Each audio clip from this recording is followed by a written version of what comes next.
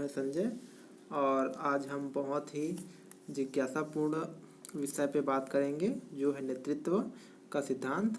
और नेतृत्व के सिद्धांत को समझने से पहले हमें ये जानना पड़ेगा कि नेतृत्व वास्तव में होता क्या है। तो नेतृत्व जो है एक ऐसी प्रक्रिया है जो मनुष्यों एवं पशुओं दोनों में पाया जाता है, जो विश्व स्तर पे होता है। और नेतृत्व का सीधा अर्थ नेता से होता है, जो समूह का प्रबंधन एवं नियंत्रण करता है। जो नेता होता है वो किसी समूह का एक व्यक्ति होता है जो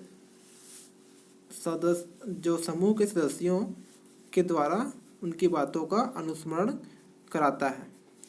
और इसके विषय में कुछ परिभाषाएं हैं, जिसमें पहला है लिंडग्रेन का 1973 का परिभाषा, जिसमें बताया गया है कि समूह के ऐसे सदस्य को नेता कहा जाता है जो अपनी पसंद के अनुसार अन्य सदस्यों को व्यवहार कराने के लिए अपेक्षाकृत अधिक प्रभाव डालता है। और दूसरा है लापियर एवं फ्रांसवर्थ के अनुसार, जो इस प्रकार है कि नेतृत्व वह व्यवहार है जो अन्य व्यक्तियों के व्यवहार को उससे कहीं अधिक प्रभावित करता है जितना कि उन सभी व्यक्तियों का व्यवहार नेता को प्रभावित करता है। तो इस प्रकार हम नेतृत्व को समझ सकते हैं। और जैसा कि आज हमारे क्लास का मुख्य चर्चा का विषय रहेगा नेतृत्व का सिद्धांत।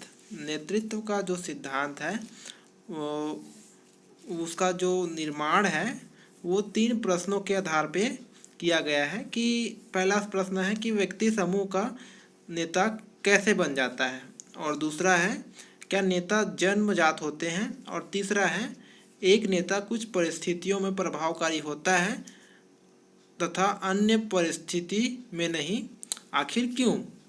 और इन प्रश्नों के आधार पे मनोवैज्ञानिकों ने कुछ सिद्धांत दिए हैं जो इस प्रकार है, जिसमें पहला है सीलगुण, और दूसरा है परिस्थिति सिद्धांत, और तीसरा है प्रासंगिकता सिद्धांत। प्रासंगिकता सिद्धांत के अंतर्गत 3 सिद्धांतों को हम पढ़ेंगे, जिसमें पहला है फिडलर का थ्योरी, और पैथगोल थ्योरी, और अगला है ब्रूम-एटन थ्योरी। तो पहला हमारा जो है वो है ट्रेड थ्योरी या सीलगुण सिद्धांत, जिसको हम इस प्रकार समझ सकते हैं कि जो सीलगुण सिद्धांत होता है इसे हम महामानव सिद्धांत या द ग्रेट मैन थ्योरी भी कहते हैं। इस सिद्धांत का मानना है कि जो नेता होता है वो जन्मजात होता है, और नेता के अंदर कुछ जन्मजात गुण होते हैं।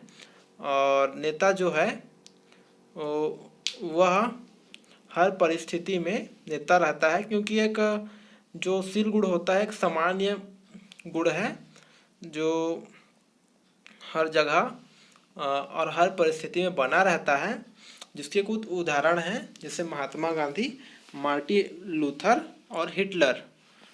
तो अगला हमारा और जो सील गुण है इसकी कुछ पूर्व कल्पनाएं हैं, जैसे कि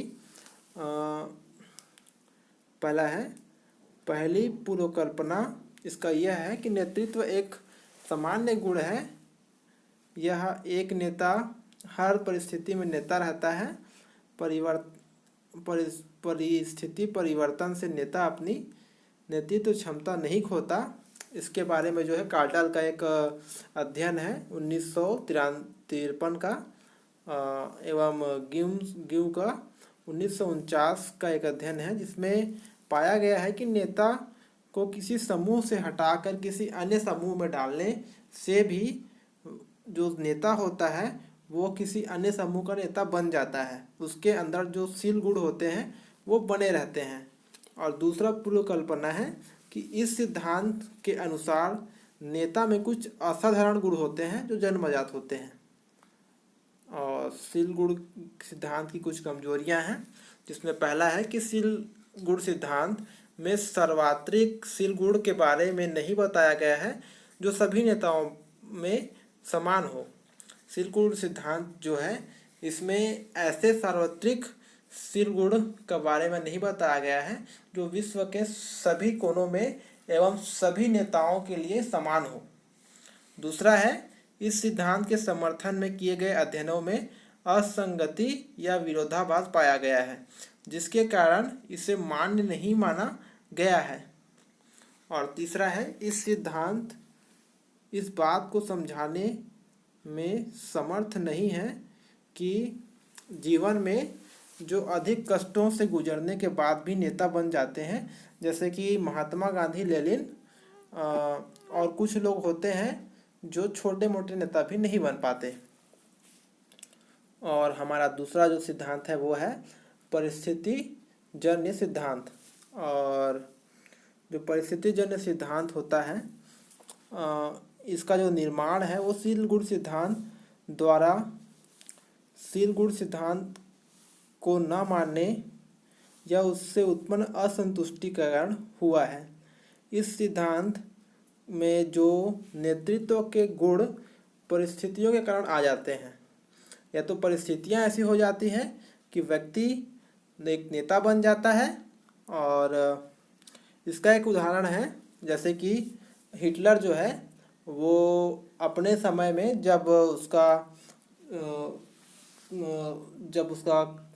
कार्य चल रहा था, तब वो नेता बनने में उसका सबसे महत्वपूर्ण बात यह हुआ कि उसके अनुकूल उसको परिस्थितियां मिल गई। जैसे कि उसका जो जन्म हुआ था वो जर्मनी में हुआ था, और उसने जो आंदोलन शुरू किया वो जर्मनी में शुरू किया। उसने कुछ भाषण देना शुरू किया कि जर्मनी में, और अगर वो वैसे ही भाषण या वैसी प्रवृत्ति का कार्य अगर अमेरिका में करता उस परिस्थिति में, तो शायद उसे पागल घोषित करके पागल खाना में डाल देते, या फिर उसको सज़ा मिल जाता, जिससे वो उतना प्रभावकारी नेता नहीं बन पाता। इसी प्रकार हमारे देश में इसका एक और उदाहरण है, जैसे कि इंदिरा गांधी की जो हत्या है 31 अक्टूबर 1984 को हो गई, जिसके कारण राजीव गांधी को तत्कालिक प्रधानमंत्री बना दिया गया। और यह इसका एक प्रमुख उदाहरण है। और अगला है प्रासंगिकता सिद्धांत। प्रासंगिकता सिद्धांत का संबंध जो है वो नेता के शील गुण एवं उनके शील गुणों के साथ साथ नेतृत्व के लिए एक उचित परिस्थिति का भी समर्थन करता है। और इस सिद्धांत के कुछ प्रमुख सिद्धांत हैं, फिडलर का सिद्धांत और पैथ-गोल थ्योरी और ब्रूम-येटन का सिद्धांत। इसमें पहला है कि फिडलर थ्योरी।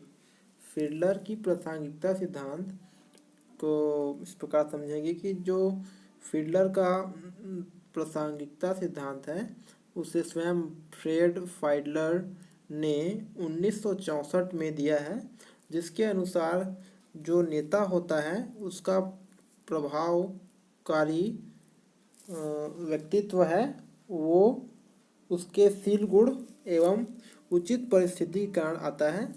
और जो फिडलर का जो प्रासंगिकता सिद्धांत है इसे 3 भागों में बांटकर समझाया गया है, जिसमें पहला है परिस्थिति। परिस्थिति के अनुसार ये बताया गया है कि परिस्थितियाँ जब अनुकूल होती है तो किसी भी सामान्य व्यक्ति में नेतृत्व का गुण आ जाता है। और दूसरा है नेतृत्व प्रकार। नेतृत्व का जो प्रकार है वो 2 प्रकार में बांटा गया है, जैसे कार्य उन्मुखी नेतृत्व और दूसरा है समूह उन्मुखी नेतृत्व। कार्य उन्मुखी नेतृत्व में जो नेता होता है वो केवल कार्य प्रधान व्यक्तित्व का होता है, जो अपने कार्य को अधिक महत्व देता है और समूह को कम महत्व देता है। और जो समूह उन्मुखी नेतृत्व होता है इसमें जो नेता होता है वो कार्य से ज़्यादा अपने समूह के सदस्यों का प्रधानता देता है और उनकी बातों को समझता है एवं उनका समस्याओं का समाधान करता है। और तीसरा जो है वो है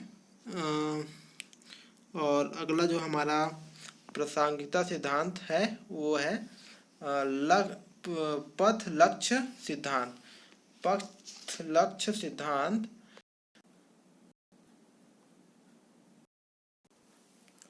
पथ लक्ष्य सिद्धांत जिसे मार्टिन इम्भास तथा रॉबर्ट हाउस एवं सहयोगी ने दिया है।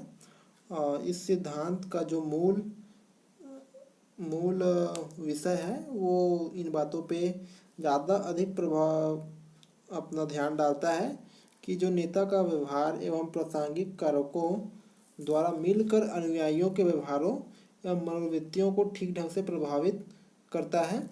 यह प्रभावशीलता को बढ़ाता है। इस सिद्धांत के अनुसार नेता अपने समूह के सदस्यों की संतुष्टि, प्रेरणा एवं निष्पादन को 3 प्रकार से प्रभावित करता है, जिसमें पहला है सदस्यों को उचित पुरस्कार देकर एवं निष्पादन लक्ष्यों की प्राप्ति होने पर वैसे पुरस्कारों को देकर नेता सदस्यों की संतुष्टि, प्रेरणा एवं निष्पादन को प्रभावित कर सकते हैं। और तीसरा है पोडकॉफ के अनुसार सदस्यों की संतुष्टि, प्रेरणा एवं निष्पादन को बढ़ाने का तीसरा यह तरीका है कि अपने अनुयायियों या अधीनस्थ को लक्ष्य तक पहुंचाने वाले पथ को स्पष्ट कर देता है। और जो पथ लक्ष्य सिद्धांत मूल तथ्यों को मोटे तौर पर 2 भाग में बांट दिया गया है, जिसमें पहला है नेतृत्व का प्रकार, जिसमें नेतृत्व का प्रकार कुल 4 प्रकार हैं, जिसमें पहला है दिशा सूचक नेतृत्व। इस तरह के नेतृत्व में नेता अपने अधीनस्थों को लक्ष्य पर पहुंचने से संबंधित तरह तरह की राय एवं सुझाव देता है। और दूसरा नेतृत्व है सहायक नेतृत्व। इस सिद्धांत के नेतृत्व में नेता अपने अनुयायियों एवं अधीनस्थों के हित एवं भलाई का अधिक ख्याल रखता है। और तीसरा है सहभागी नेतृत्व। इस सिद्धांत के नेतृत्व में नेता कोई भी निर्णय अपने अधीनस्थों के राय लेकर करता है। और चौथा अंतिम है उपलब्धि उन्मुखी नेतृत्व। इस तरह के नेतृत्व में नेता अपने अधीनस्थों के लिए चुनौतीपूर्ण लक्ष्यों का निर्धारण करता है तथा उन्हें प्राप्त करने के लिए अधीनस्थों को व्यक्तिगत जवाबदेही उठाने के लिए प्रेरित करता है। और पथ लक्ष्य सिद्धांत का दूसरा प्रकार है जिसमें हमको समझ सकते हैं कि पथ लक्ष्य सिद्धांत क्या है। तो अगला है प्रासंगिकता सिद्धांत। इस सिद्धांत में इस तथ्य पर बल डाला गया है कि कोई भी एक तरह का नेतृत्व प्रकार से हर परिस्थिति में अधीनस्थों एवं अनुयायियों की संतुष्टि एवं प्रेरणा में वृद्धि नहीं होती। अतः भिन्न भिन्न परिस्थितियों के लिए भिन्न भिन्न तरह के नेतृत्व प्रकार प्रभावकारी होता है। इस सिद्धांत में निम्नलिखित 2 तरह के प्रभाव परिस्थितिक कारकों को महत्व दिया गया है, जिसमें पहला है व्यक्तिगतशील गुण। और व्यक्तिगतशील गुण के अंदर आता है क्षमता, और क्षमता के साथ साथ दूसरा है आपका नियंत्रण बिंदु, और तीसरा है आवश्यकताएं एवं प्रेरणाएं। और दूसरा है ब है कि कार्य वातावरण की विशेषता। और अगला हमारा जो प्रासंगिकता का सिद्धांत है वह है ब्रूम एवं एटन का सिद्धांत। इस सिद्धांत का प्रतिपादन जो है ब्रूम एवं एटन ने 1973 में किया। इस सिद्धांत में नेता की सबसे प्रमुख भूमिका निर्णय लेना माना गया है। इस सिद्धांत बिंदु पर यह सिद्धांत मूल रूप से प्रकाश डालता है कि प्रासंगिकता सिद्धांत के मूल भाव को ध्यान में रखते हुए यह सिद्धांत उन परिस्थितियों की व्याख्या करता है जिसमें निर्णय प्रक्रिया के विभिन्न प्रकार अधिक प्रभावकारी साबित हो सकते हैं। इस सिद्धांत को निम्नलिखित 3 भागों में बांटकर हम व्याख्या कर सकते हैं, जिसमें पहला है वैकल्पिक निर्णय।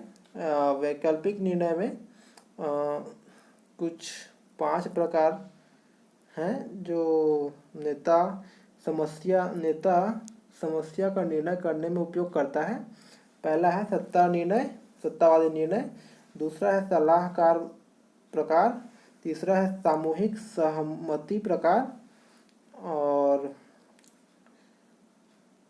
वह है निर्णय प्रभावशीलता।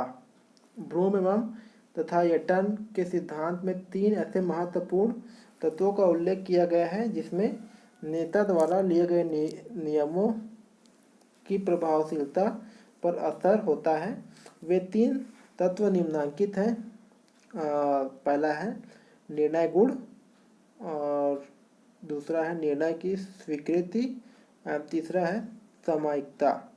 निर्णय गुण में समूह की समस्या काफ़ी महत्वपूर्ण है तथा उसके दिए गए वैकल्पिक साधनों कुछ ऐसे हैं जो एक दूसरे से काफ़ी भिन्न हैं।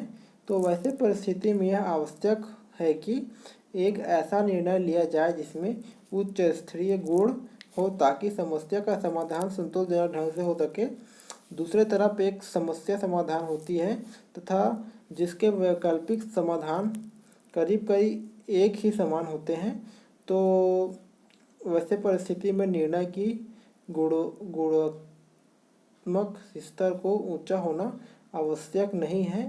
अतः परिस्थिति की महत्ता के अनुकूल निर्णय लिए जाने पर नेता की प्रभावशीलता बढ़ जाती है। दूसरा है निर्णय की स्वीकृति। निर्णय की स्वीकृति में से तात्पर्य होता है कि नेतृत्व द्वारा लिए गए निर्णय को कहाँ तक उनके अधीनस्थों या अनुयायियों द्वारा स्वीकार किया जाता है। तीसरा है सामयिकता। सामयिकता से तात्पर्य है कि निर्णय एक निश्चित अवधि तक मान्य होता है और जिसमें सदस्यों एवं नेताओं के बीच जो निर्णय है उसमें एक सामयिकता पाया जाता है। तो इस प्रकार दोस्तों हमारा जो नेतृत्व का सिद्धांत है वो समाप्त होता है। Thank you.